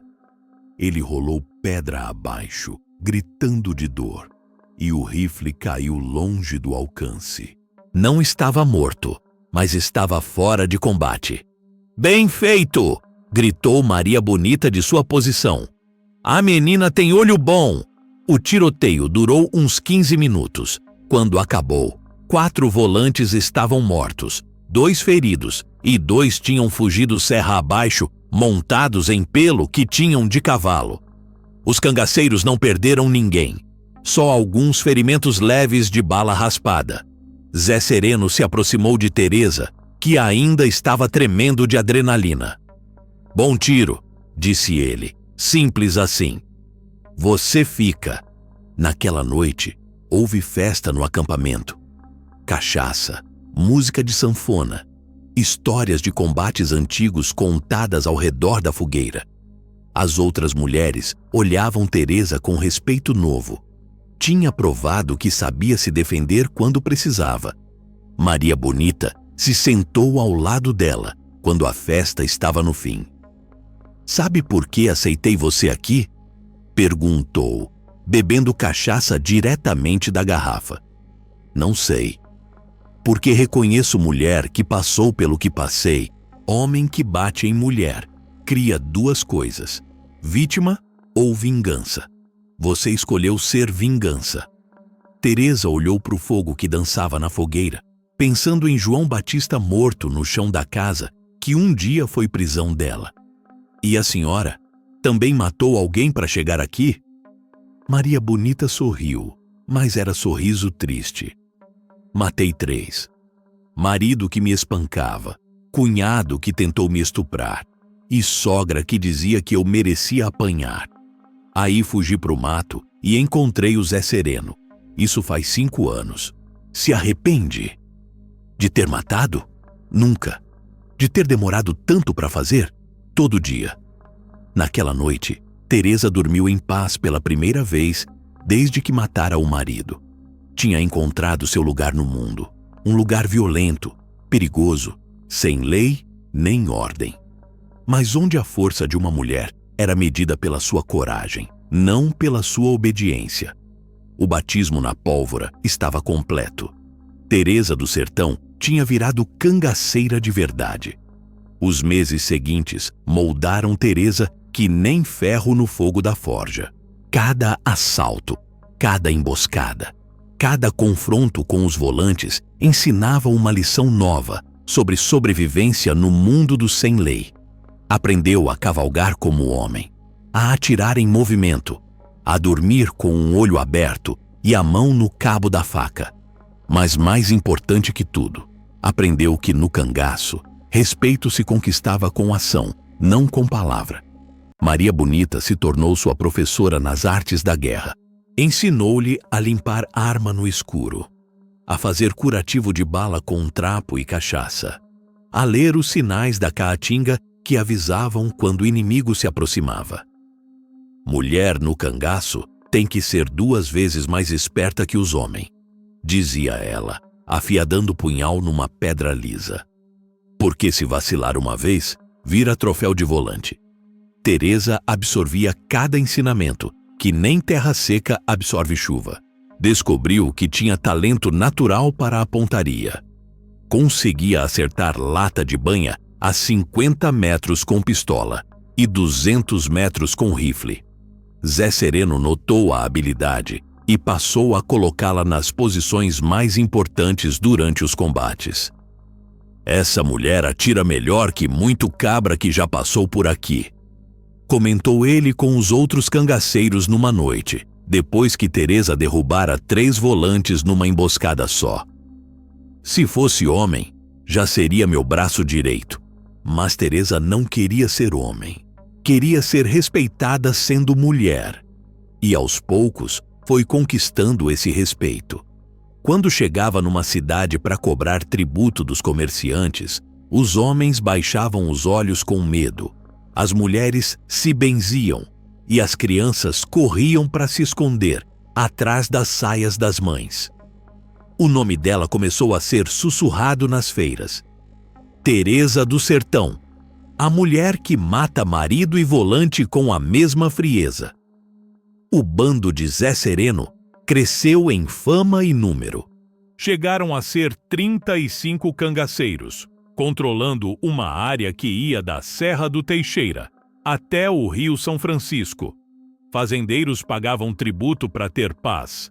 Comerciantes entregavam parte do lucro para não ser saqueados e até alguns coronéis mandavam presentes para manter a boa vizinhança. Foi numa dessas incursões, numa cidade chamada Barra do Corda, que Teresa teve seu primeiro encontro com alguém do passado. Estavam cobrando tributo dos comerciantes quando ela viu, parada na porta de uma loja de tecidos, a figura conhecida de Dona Sebastiana, a benzedeira que a alertara sobre João Batista antes do casamento. A velha a reconheceu imediatamente, mesmo com Teresa vestida de gibão de couro, chapéu cravejado de moedas e cartucheira atravessada no peito. Mas, em vez de medo, nos olhos de Dona Sebastiana havia uma estranha aprovação. Quando os outros cangaceiros seguiram em frente, Teresa se aproximou da benzedeira. Boa tarde, Dona Sebastiana. Boa tarde, minha filha. Ou devo dizer, minha guerreira. Teresa sorriu pela primeira vez em meses. Um sorriso verdadeiro, sem dureza nem cálculo. A senhora não tá com medo de mim? Medo? Menina, eu rezei todo dia para que você encontrasse força para se libertar. Quando soube que você matou aquele demônio do João Batista, acendi vela de gratidão para os santos. A conversa durou poucos minutos. Não era seguro demorar muito numa cidade, mas Dona Sebastiana teve tempo de dar uma notícia que gelou o sangue de Teresa. Seus pais morreram, minha filha. Zé das Cobras de Tristeza, 2 meses depois que você fugiu. Dona Zefa de Febre, no inverno passado. Estão enterrados no cemitério da igreja, com cruz de madeira que eu mesma mandei fazer. Teresa sentiu como se tivesse levado soco no estômago. Os pais tinham morrido pensando que ela era assassina e desonra da família. Nunca souberam que tinha encontrado uma vida onde era respeitada, onde tinha valor. Eles sofreram muito? Conseguiu perguntar. Seu pai chorava escondido, dizendo que tinha vendido a filha para o diabo. Sua mãe rezava toda noite, pedindo para Deus proteger você onde quer que estivesse. No fundo, creio que entenderam que você fez o que tinha que fazer. Quando Teresa voltou para o bando, estava diferente. Maria Bonita percebeu logo. Má notícia? Meus pais morreram. Sinto muito. Maria Bonita pôs a mão no ombro dela, gesto raro de carinho. Mas eles criaram uma filha valente. É o que importa. Naquela noite, Teresa chorou pela primeira vez desde que matara o marido. Chorou pelos pais que amara, pela vida que podia ter tido, pela menina inocente que morrera naquela casa de fazenda. Mas quando as lágrimas secaram, o que restou foi uma dureza nova, uma determinação que nem bala de canhão conseguiria abalar. A partir daquele dia, Teresa se tornou a cangaceira mais temida da região. Sua mira era letal, sua coragem era lenda e sua justiça era implacável. Quando soube de marido que espancava a esposa, aparecia na casa do homem de madrugada e dava uma surra que deixava marca para a vida toda. Quando encontrava coronel que abusava das trabalhadoras, cobrava um tributo que quebrava as pernas financeiras do sujeito. Essa mulher virou a vingança de todas nós que já sofreu na mão de cabra covarde, dizia uma rendeira numa feira, falando baixinho com as comadres. Deus mandou ela para o sertão para fazer justiça. E talvez fosse verdade, porque Teresa do Sertão tinha se transformado em algo que nem ela mesma imaginara que podia ser. Uma guerreira que lutava não só por si mesma, mas por todas as mulheres que não tinham coragem ou oportunidade de lutar. O sertão tinha criado um monstro, mas um monstro que protegia os fracos e castigava os opressores. E isso, no final das contas, talvez fosse a coisa mais próxima de um anjo que aquela terra rachada já tinha visto. 2 anos depois de chegar ao cangaço, o nome de Teresa do Sertão era conhecido desde o Piauí até a Bahia. Cantadores de feira inventavam versos sobre ela. Mães contavam suas histórias para os filhos como exemplo de coragem. E até os padres, que condenavam o cangaço do púlpito, murmuravam que talvez Deus tivesse suas próprias formas de fazer justiça. O bando de Zé Sereno havia se tornado o mais respeitado da região. E muito disso se devia à presença de Teresa. Ela não era apenas uma cangaceira, era um símbolo. Mulheres maltratadas fugiam de casa e procuravam proteção com ela. Viúvas expulsas das terras pelos cunhados vinham pedir justiça. Moças forçadas a casamentos infelizes mandavam recados pedindo ajuda. Numa tarde de setembro, quando o mandacaru estava florindo anunciando chuva, chegou ao acampamento uma menina de uns 14 anos, magra que nem vara seca, com o rosto marcado por hematomas roxos. Chamava-se Antônia e vinha da cidade de Flores. 3 dias de caminhada serra acima. Vim procurar Teresa do Sertão, disse ela, com voz que tremia, mas não se quebrava. Disseram que ela protege mulher que sofre na mão de homem ruim. Teresa estava limpando o rifle quando a menina chegou, mas largou tudo e se aproximou. Reconhecia naqueles olhos assustados o mesmo desespero que um dia sentira. Sou eu, menina. Que foi que te machucou assim? A história de Antônia era velha conhecida no sertão. Pai que vendera a filha para quitar dívida de jogo. Marido de 50 anos que espancava a esposa criança todas as noites. Família que fingia não ver nada para não perder o dinheiro do negócio. A menina tinha fugido de casa de madrugada, depois de uma surra que quase a matou. Ele disse que se eu fugir de novo, me mata e depois mata minha mãe também, contou Antônia, as lágrimas descendo pelas bochechas machucadas. Mas não aguento mais, moça. Prefiro morrer no mato que viver daquele jeito. Teresa sentiu uma raiva antiga subir pelo peito, quente que nem ferro em brasa. Era a mesma raiva que sentira na casa de João Batista. A mesma revolta contra um mundo que tratava a mulher como gado de troca. Mas agora tinha poder para fazer alguma coisa a respeito. Qual o nome desse cabra? Perguntou, com voz que cortava o ar como lâmina afiada. Coronel Afonso Moreira. Tem fazenda grande perto de Flores. Gado, terra e mais de 20 jagunços trabalhando para ele. Zé Sereno, que tinha escutado a conversa, balançou a cabeça. Teresa, esse aí é perigoso. Tem proteção do governo, dinheiro para comprar soldado e influência até na capital. Mexer com ele pode trazer problema para o bando todo. Teresa olhou para ele com olhos que não aceitavam não por resposta. Desde quando o cangaceiro tem medo de coronel? E desde quando deixamos criança sofrer na mão de cabra covarde para evitar problema? Maria Bonita se aproximou, compreendendo o que estava passando na cabeça da companheira. Se você vai, eu vou também. Negócio de mulher é coisa nossa.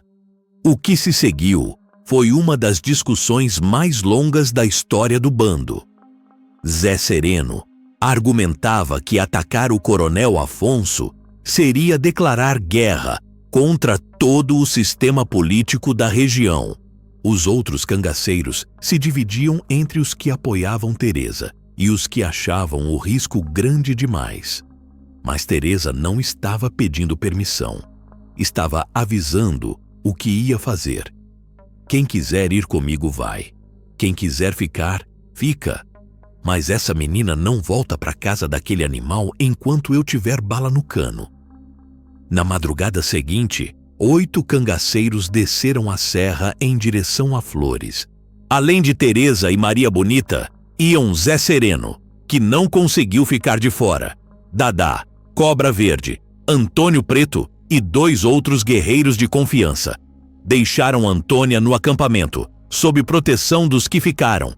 A fazenda do coronel Afonso ficava numa várzea fértil, cercada por um muro de pedra e protegida por jagunços armados.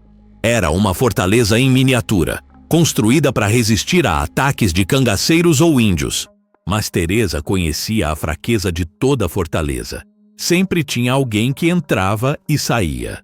Durante 2 dias, observaram a rotina da fazenda. Descobriram que o coronel saía toda manhã para visitar os pastos, acompanhado por apenas 3 jagunços. Era o momento de vulnerabilidade que precisavam. Na 3ª manhã, armaram emboscada numa passagem entre morros, lugar onde a comitiva do coronel tinha que passar obrigatoriamente. Quando Afonso Moreira apareceu, montado num cavalo branco e vestindo terno de linho como se fosse passear na capital, encontrou 8 rifles apontados para sua cabeça. "Bom dia, coronel", disse Teresa, saindo de trás de uma pedra com o rifle em punho. "Queremos conversar com o senhor sobre sua nova esposa."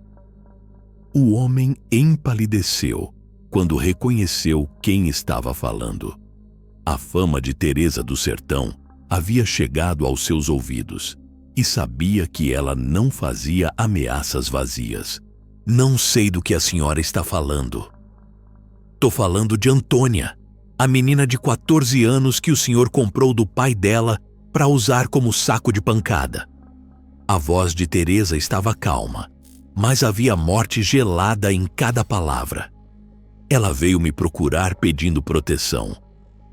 Essa menina é minha esposa legal, casada na igreja. Não tem direito de se meter na minha vida. Teresa riu, mas era riso sem alegria. Direito? No sertão, coronel, quem tem mais bala tem mais direito. E hoje eu tenho mais bala que o senhor. O que aconteceu a seguir virou lenda contada em toda a feira da região. Teresa obrigou o coronel Afonso a escrever uma carta de próprio punho, anulando o casamento e devolvendo todo o dinheiro que tinha pago pelo negócio. Depois, fez ele tirar toda a roupa e voltar para a fazenda montado de costas no cavalo, nu, como veio ao mundo, para todo mundo ver como fica homem que maltrata criança. Se eu souber que encostou o dedo numa mulher de novo, gritou Teresa, enquanto ele se afastava, humilhado e tremendo. Volto aqui e corto o que sobrou da sua masculinidade. A história correu o sertão mais rápido que fogo em capim seco. O coronel Afonso, envergonhado, vendeu a fazenda e se mudou para a capital. Antônia foi mandada para casa de uma tia em Recife, longe dos problemas da família. E o nome de Teresa do Sertão cresceu mais ainda. Nas feiras, os cantadores inventavam versos novos. Lá vem Teresa do Sertão com rifle na mão e fogo no coração. Protege a mulher sofrida e dá no cabra valentia quem bate em mulher covarde, que se prepare para pancada, que a justiça dela é certa e a mira nunca é errada. Teresa tinha virado mais que cangaceira. Tinha virado a voz de todas as mulheres que não tinham voz, o punho de todas que não tinham força, a coragem de todas que tinham medo. E o sertão, acostumado com a lei do mais forte, estava aprendendo que às vezes o mais forte podia estar do lado dos fracos. Com o passar dos anos, Teresa se viu numa encruzilhada que não esperava encontrar. O poder de vida e morte que carregava na mão começou a pesar na consciência como pedra de moer. Cada homem que matava, cada família que despedaçava com suas ações, deixava uma marca na alma que nem todas as justificativas do mundo conseguiam apagar. Aconteceu primeiro numa cidade chamada Pedra Branca, quando souberam que um comerciante chamado Antônio Ferreira estava estuprando as empregadas e ameaçando as famílias delas para manter silêncio. Era caso perfeito para o tipo de justiça que Teresa costumava fazer. Mas quando chegaram na casa do homem, encontraram não só ele, mas a esposa doente na cama e 3 filhos pequenos brincando no quintal. "Mata ele, Teresa", disse Dadá, apontando a espingarda para o comerciante que tremia no alpendre. "Cabra desses não merece viver." Teresa olhou para os olhos aterrorizados da esposa, para os filhos que não entendiam o que estava acontecendo, para o homem que sabia que ia morrer. E pela primeira vez em anos, hesitou. Matar Antônio Ferreira ia deixar 4 pessoas desamparadas. Ia destruir uma família inteira por causa dos pecados de um homem só. "Não", disse ela, baixando a arma. "Hoje não." Em vez de matar, Teresa deu uma surra no comerciante, que deixou ele 3 meses se recuperando. Tomou todo o dinheiro que ele tinha guardado e distribuiu para as famílias das vítimas, e fez ele assinar um documento prometendo nunca mais tocar em mulher contra a vontade dela. Depois foi embora, deixando um homem humilhado, mas vivo. Os outros cangaceiros não entenderam. "Desde quando você tem pena de cabra safado?", perguntou Cobra Verde. "Virou mole?" Mas não era moleza. Era uma compreensão nova, perigosa, de que entre a justiça e a vingança existia uma linha fina que ela tinha atravessado sem perceber. Quantos homens tinha matado que talvez pudessem ter aprendido a lição de outra forma? Quantas famílias tinha destruído para satisfazer a própria sede de revanche? A dúvida cresceu quando recebeu uma visita inesperada. Maria da Luz, irmã de João Batista, apareceu no acampamento numa tarde de outubro, sozinha, desarmada, pedindo para falar com Teresa. Era uma mulher de 40 anos, cabelos grisalhos, vestido preto de viúva, olhos cansados de quem chorou muito. "Vim falar com a mulher que matou meu irmão", disse ela, sem rodeios. Os cangaceiros quiseram expulsá-la, ou pior, mas Teresa pediu para deixarem elas duas sozinhas. Sabia que aquela conversa tinha que acontecer mais cedo ou mais tarde. "Vim te contar umas verdades que talvez você não saiba", continuou Maria da Luz, sentando numa pedra lisa perto do fogo. "João Batista não nasceu monstro, foi feito." E então contou uma história que Teresa nunca tinha ouvido. João Batista órfão aos 6 anos, criado por tio que batia nele todos os dias. O menino que apanhava por qualquer coisa, que aprendeu que o mundo só respeitava quem fosse mais forte, mais cruel, mais temido que os outros. O jovem que casou a primeira vez por amor, mas que não sabia como amar sem dominar, como proteger sem controlar. "Não tô dizendo que ele não merecia morrer", disse Maria da Luz, limpando os olhos com a manga do vestido. "Tô dizendo que ele virou o que virou porque ninguém nunca ensinou outro jeito para ele. Igual você virou o que é porque não tinha outra escolha." Teresa sentiu como se tivesse levado soco no estômago. "Por que tá me contando isso?" "Porque você tem uma filha." O mundo parou. "Como?" "A menina que você perdeu no parto não morreu. Velha Quitéria mentiu para te proteger. João Batista ia criar a criança para ser igual a ele. Homem bruto, sem coração. Quitéria fingiu que ela tinha morrido e me entregou para criar. Ela tá viva, tem 3 anos agora, e se parece com você que nem 2 gotas d'água." Teresa não conseguia respirar. A filha que tinha chorado, que tinha servido de estopim para sua transformação em cangaceira, estava viva. Tinha uma criança no mundo, uma menina que podia crescer vendo a mãe como exemplo de força ou como exemplo de violência. "Onde ela tá?" "Comigo na minha casa em Campina Grande. Chamo ela de Teresa, em sua homenagem. É menina esperta, brincalhona, que gosta de ouvir história e de ajudar na cozinha. Uma criança normal, que não sabe nada sobre arma, sobre morte, sobre vingança." Maria da Luz se levantou, alisou o vestido e olhou nos olhos de Teresa. "Vim aqui para te dar uma escolha que meu irmão nunca te deu. Pode continuar sendo Teresa do Sertão, a cangaceira que mata para fazer justiça. Ou pode ser Teresa, a mãe que cria uma filha para ser melhor que nós todos. As duas coisas não podem existir ao mesmo tempo? Não. Uma criança não pode crescer com mãe que tem sangue na mão, por mais que esse sangue seja de gente que merecia morrer. E uma cangaceira não pode hesitar na hora de puxar o gatilho pensando se vai voltar viva para casa."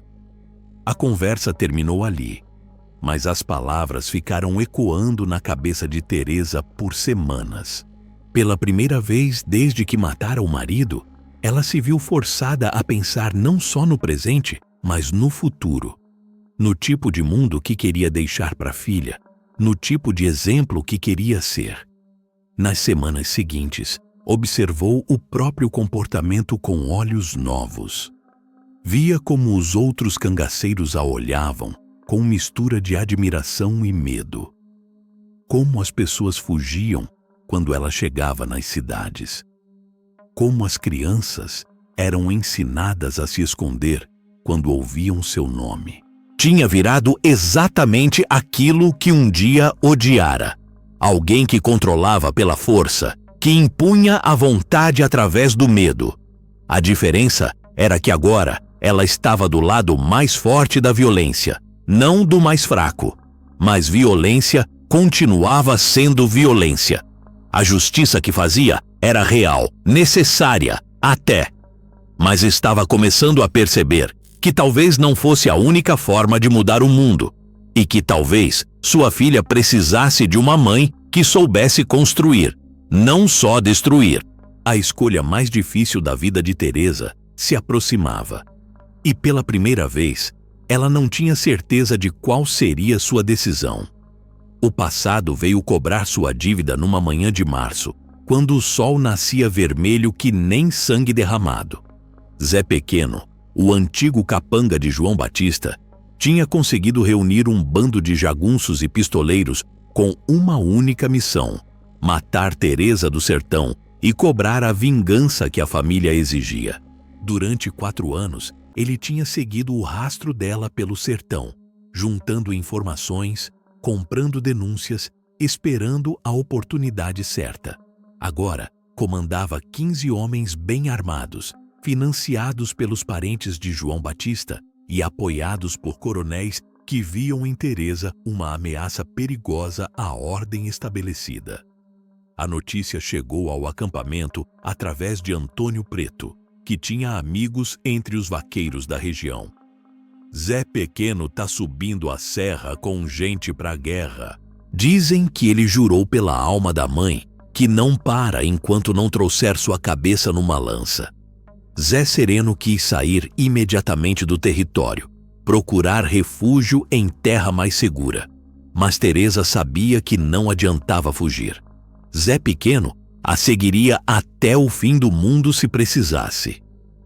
A única forma de acabar com aquela perseguição era enfrentando de frente.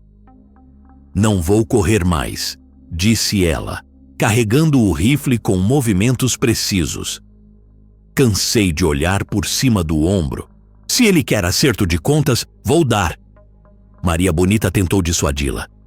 15 contra 8 não é combate, é suicídio. Vamos esperar eles passarem e... Não. A voz de Teresa cortou o ar como lâmina. "Enquanto Zé Pequeno estiver respirando, nunca vou ter paz. E sem paz, nunca vou poder." Parou, pensando na filha que a esperava em Campina Grande, na escolha que ainda não tinha coragem de fazer.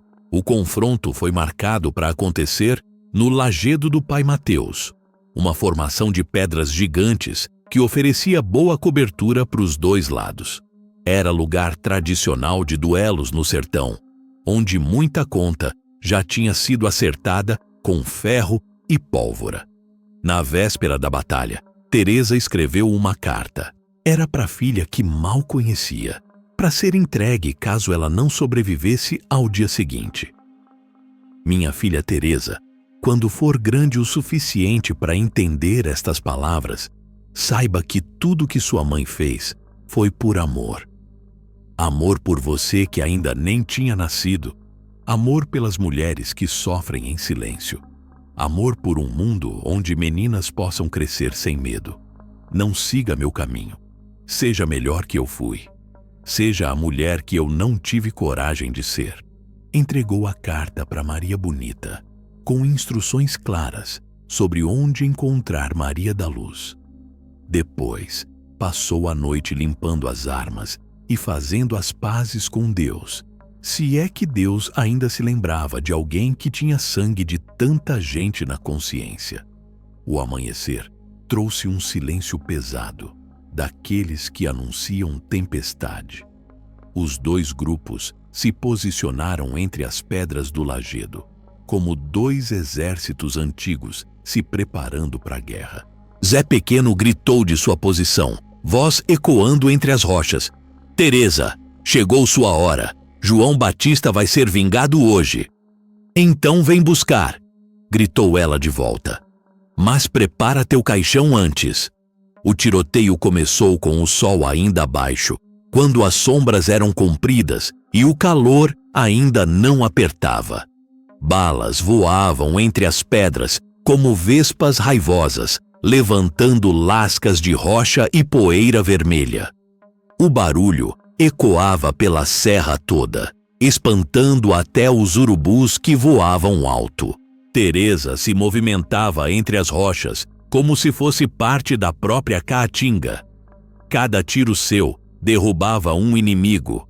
Cada movimento era calculado para oferecer o menor alvo possível. Mas os homens de Zé Pequeno eram muitos e bem treinados. Aos poucos, foram cercando a posição dos cangaceiros.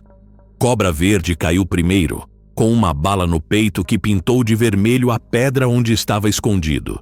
Depois, foi a vez de Dadá, atingida na cabeça por um tiro de rifle que nem deixou tempo para despedida. Os cangaceiros resistiam com bravura, mas a matemática era cruel. 15 contra 8 se tornara 15 contra 6, depois 15 contra 4. Foi quando Teresa percebeu que não iam sair vivos dali que tomou a decisão mais corajosa de sua vida. Gritou para os companheiros que restavam: "Vocês vão embora! Eu fico e seguro eles aqui! Não deixamos ninguém para trás!" Gritou Zé Sereno, mesmo ferido no braço. "Vão! É ordem!" Teresa se levantou da proteção das pedras, expondo-se ao fogo inimigo, e começou a atirar com os 2 revólveres, cobrindo a retirada dos companheiros. "Cuidem da Maria Bonita e entreguem aquela carta." Zé Sereno entendeu que era a última vontade de uma guerreira. Pegou Maria Bonita pelos braços e a arrastou serra abaixo, enquanto ela gritava o nome da amiga. Os outros cangaceiros que sobreviveram seguiram atrás, deixando Teresa sozinha entre as pedras do lajedo. Sozinha, com 15 inimigos que queriam sua cabeça. O tiroteio continuou por mais 1 hora. Teresa se movimentava pelas rochas como fantasma, aparecendo aqui, atirando ali, sumindo antes que pudessem revidar. Mas as balas estavam acabando, e ela estava ferida em 2 lugares, uma na perna, outra no ombro. Quando o último tiro saiu do último revólver, Zé Pequeno gritou: "Acabou a pólvora, cabra! Agora é hora de pagar!" Teresa se escondeu atrás da pedra maior do lajedo, encostou o rosto na rocha quente e fechou os olhos. Pensou na filha que não conhecia, na vida que podia ter tido, no buquê de flores que um dia segurou com mãos trêmulas numa igreja enfeitada. Quando abriu os olhos, Zé Pequeno estava parado na sua frente, rifle apontado para o peito dela. Atrás dele, os homens que restaram do seu bando, apenas 7 dos 15 originais. Chegou sua hora, Teresa do Sertão. Ela sorriu, um sorriso triste, mas sem medo. Chegou mesmo, mas antes de me matar, responde uma coisa: valeu a pena? Perseguir uma mulher por 4 anos para vingar um homem que nem sua própria família chorou? Zé Pequeno hesitou por 1 segundo. Ele era meu patrão.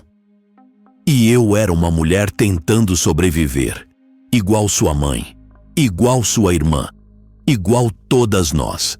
O dedo dele se moveu no gatilho, mas antes que pudesse apertar, o eco de tiros veio da encosta da serra. Gritos, barulho de cavalos, confusão. Os cangaceiros de Zé Sereno tinham voltado, trazendo reforços de outro bando que devia favores a Teresa. Na confusão que se seguiu, Zé Pequeno acabou com uma bala na cabeça, disparada por Maria Bonita, que tinha voltado contra todas as ordens. A vingança de João Batista morreu com ele, e o passado finalmente foi enterrado de vez. Quando tudo terminou e o silêncio voltou ao lajedo, Teresa estava viva, mas sabia que uma parte dela tinha morrido naquela manhã. A parte que acreditava que violência podia resolver tudo. A parte que confundia justiça com vingança. Estava na hora de tomar a decisão que vinha adiando. Estava na hora de escolher que tipo de mulher queria ser pro resto da vida. 3 dias depois da batalha no Lajedo do Pai Mateus, Teresa do Sertão fez algo que nenhum cangaceiro da região tinha feito antes. Entregou as armas. Não para a polícia nem para governo, mas para a própria consciência, que não aguentava mais carregar tanto peso. Foi numa manhã de domingo, quando os sinos da igreja de Campina Grande tocavam chamando os fiéis para a missa, que ela apareceu na porta da casa de Maria da Luz. Não vinha mais vestida de cangaceira, gibão de couro, cartucheira, chapéu ornado de moedas. Vinha de vestido simples, azul como o céu do sertão, cabelos presos num coque, sem arma nenhuma na cintura. Vim buscar minha filha, disse ela, quando Maria da Luz abriu a porta. A cunhada do falecido João Batista a estudou por um longo momento.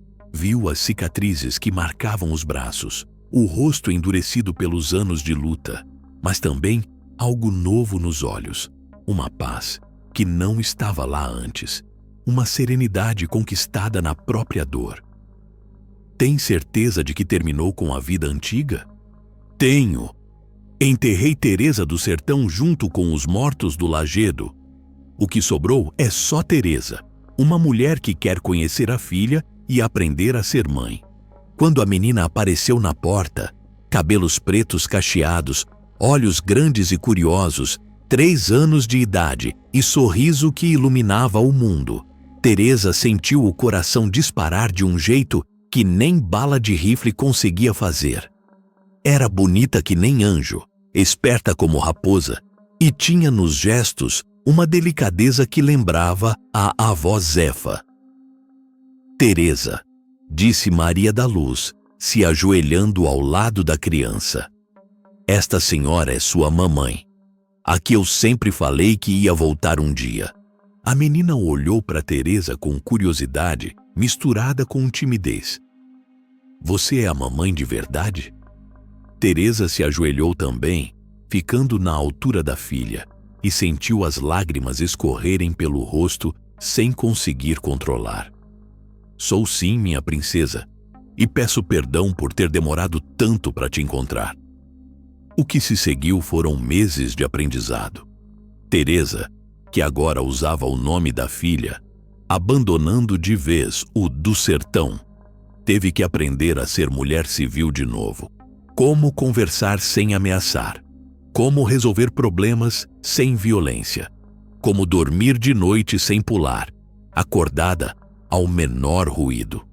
A menina, por sua vez, teve que se acostumar com uma mãe que às vezes acordava gritando de pesadelo, que sobressaltava quando ouvia barulho de tiro, mesmo que fosse só foguete de festa, mas que a amava com uma intensidade que compensava todos os anos perdidos. Teresa arrumou trabalho como costureira, usando as habilidades que aprendera com a mãe na infância. Alugaram uma casinha pequena nos arredores de Campina Grande, com um quintal onde a menina podia brincar e jardim onde plantaram flores que não eram de mandacaru, nem de caatinga. Nas tardes de domingo, mãe e filha sentavam no alpendre e Teresa contava histórias. Não as histórias reais de sua vida. Essas ficaram guardadas no fundo da alma como segredos que nunca sairiam. Mas histórias inventadas sobre princesas corajosas que salvavam o reino com inteligência em vez de espada. Os anos passaram mansos como o rio de várzea. A menina cresceu, virou moça estudada, casou com um rapaz de família boa e deu netos que chamavam a avó de Vó Teresa, sem saber que um dia ela tinha sido a mulher mais temida do sertão. Mas às vezes, nas noites de lua cheia, quando o vento soprava forte e trazia cheiro de caatinga, Teresa se lembrava. Lembrava do peso do revólver na mão, do cheiro de pólvora, do respeito nos olhos dos que a conheceram como cangaceira. Não sentia saudade exatamente, mas uma estranha nostalgia de quando era dona do próprio destino de forma absoluta. Os antigos companheiros às vezes apareciam.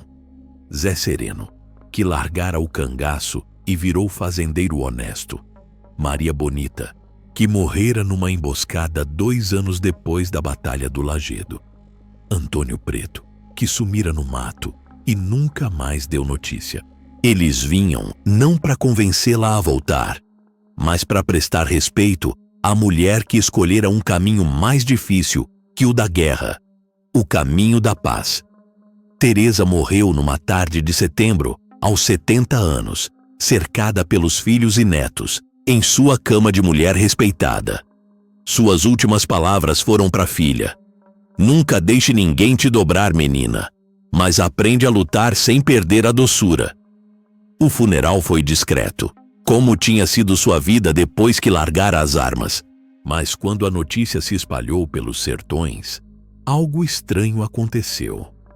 Velhos cantadores apareceram de lugares distantes, violeiros surgiram como se tivessem sido convocados pelo vento, e na noite do enterro, fizeram uma cantoria que durou até o sol nascer. Cantaram não sobre Teresa do Sertão, a cangaceira que matava por justiça. Cantaram sobre Teresa, a mulher que teve coragem de escolher o amor em vez do ódio, que largou a vingança para abraçar o perdão, que trocou a glória sangrenta pela felicidade simples de criar uma filha. E no final da cantoria, quando o último verso ecoou na madrugada e os violeiros guardaram os instrumentos, um velho cego disse as palavras que ficaram gravadas na memória de quem esteve lá: "Quem morreu não se calou, virou exemplo no coração, lição de vida no sertão, virou semente de esperança plantada nas memórias do cangaço."